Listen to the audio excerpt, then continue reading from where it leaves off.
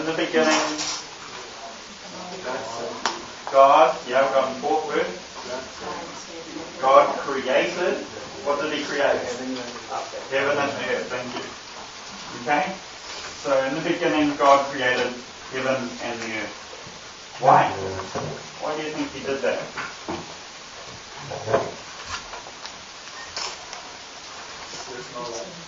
Because there's no light. Yeah. Okay. We'll come up to that answer. So if this is something you can do at home. Google the hand of God, NASA. You can see that? Yeah. Isn't that spectacular? From the Hubble telescope, you can actually see a symbol of God. It's like God's hand. Wow. So in the beginning, God created the heaven and the earth.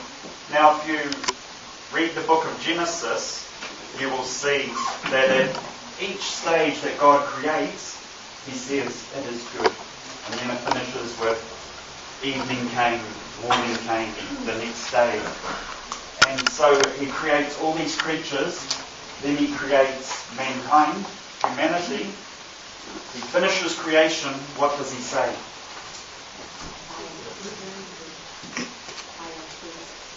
Close. So He said it is good for all the other days. What does He say on that last? Yes, it is very good. And I'll just read a little bit from the book of Genesis.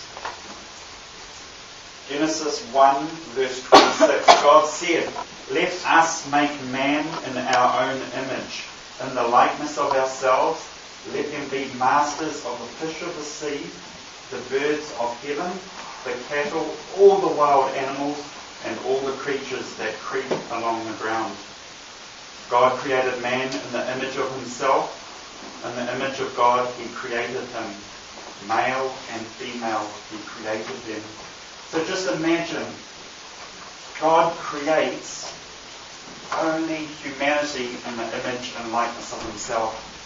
Doesn't that reflect His love? Because if a being creates, and he has the power to create, and he's got the intention to create.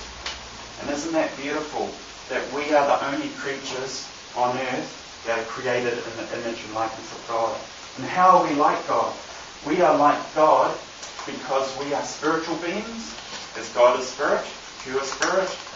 And so we have intellect, we have will, we have the ability to love as self-gift. And I think that's a beautiful thing of the book of Genesis. When God creates Adam and Eve, He creates them out of love. And He creates a partner, a spouse for Adam out of love for Adam, and then with Eve, love for Eve. And isn't that beautiful? And so we can reflect the love of God in our relationships. And so, who's been to the Vatican and the Sistine Chapel? Cool. Was it awesome? Very awesome.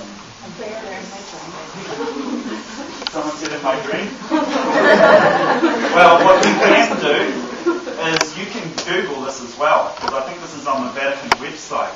Now, what's so spectacular about this is if you look at the limp wrist of Adam on here, this is showing he's asleep.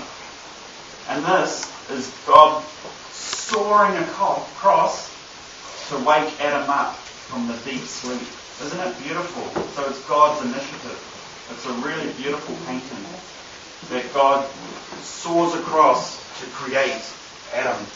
Is that cool? Yes. It is, isn't it? Okay, can we go to the next slide, please? And so, what happens? God creates life as a gift for humanity. And that's, mankind is the pinnacle of creation.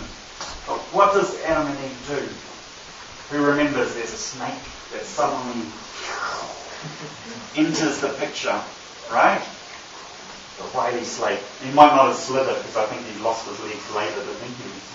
When he was cursed. Okay, so the snake comes into the picture. And the snake, what does the snake say to the woman.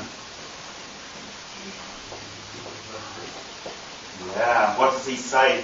He says, God's lying to you, doesn't he? Let me find it. Now the snake was the most subtle of all the wild animals that Yahweh God had made. Let's ask the woman. This is Genesis 3. Did God really say you were not to eat from any of the trees in the garden? The woman answered the snake, we may eat the fruit of the trees in the garden, but of the fruit of the tree in the middle of the garden, God said, you must not eat it, nor touch it under pain of death. So the thing is, excuse me. Don't know what happened there. Okay, so the thing, isn't it ironic though? Because what does the serpent say? The serpent says, you will be like gods if you take from the fruit. Isn't that ironic? Because they were already made in the image and likeness of God, weren't they? So he twists the truth. But when he says you'll be like gods, he's not saying, because I heard on Radio Rima someone saying, it was just disobedience. It's not. Because if you listen, especially to Pope John Paul II, he says it's more a rebellion. And it's so beautiful because he says when they take from the fruit, and guys, who did it first? The woman, right? Yeah, so the woman did it first. Right? It was the woman's fault, right? No, I'm supposed to look after the Good boy. Okay. So Adam was supposed to care for his wife and say, he should have taken a stand, shouldn't he? He should have said, hey, come on, you shouldn't do that. I'm not going to, so hey, please don't. You know? And so, what happens? They take from the fruit, and isn't this ironic? There were two trees they could have taken from. Either from the tree of the knowledge of good and evil, or the tree of life. If they took from the tree of life, left that other one area, they'll be living forever. Wow. What did they do? And this is what Pope John Paul II says, when they take from that fruit, because they wanted to kick, this is my words now, they wanted to kick God off the throne, right? That's what they wanted to do. They wanted to usurp God, because to become like God meant there was no control, no one above them. Wow. But the idiots, they believed the lie, right, of a creature over their creator. And Pope John II, Paul says they denied themselves as a gift because of it. Right? And he also says when they took from that tree of knowledge of good and evil, they cast the love of God out of their hearts because they're rebelling against their creator. And so what happens? As a result, we've got the fall. And what happens? They go, right? They were naked, and then suddenly they're ashamed. Right? They were ashamed of their nakedness. But the thing is, they've got these big fig leaves, right? And they had to hide their nakedness.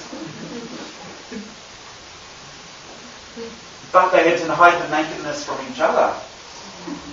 Isn't that ironic? It wasn't just God, because it was later that they hide in big bushes. They need a big fig leaf, right, to hide from the boss.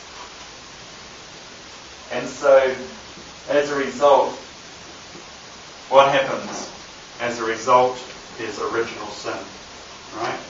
And original sin is something that's handed down generation by generation because our forebears made these idiotic decisions which have huge repercussions because mankind sinned against a divine being, right?